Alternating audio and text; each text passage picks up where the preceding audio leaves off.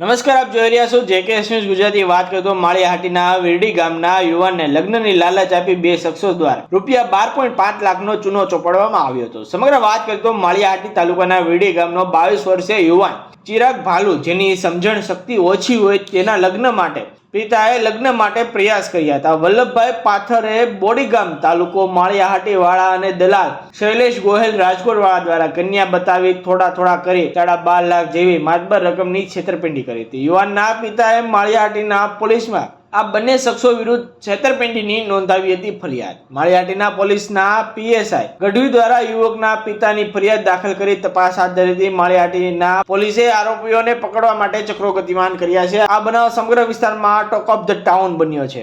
જેકે news સાથે પ્રતાપ સુધિયા, માળિયાહાટીના।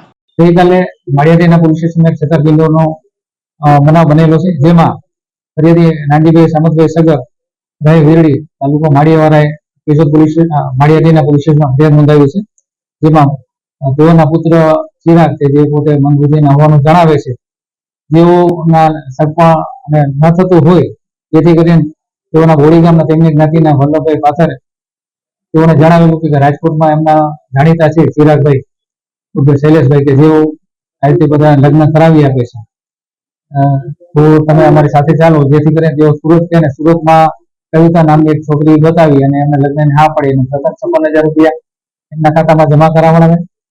ત્યારબાદ જુદા જુદા સમયે જુદી રકમ મળી કુલે ₹12.5 લાખ એમના ખાતામાં જમા કરાવી અને લગ્ન ન કરાવી આપી।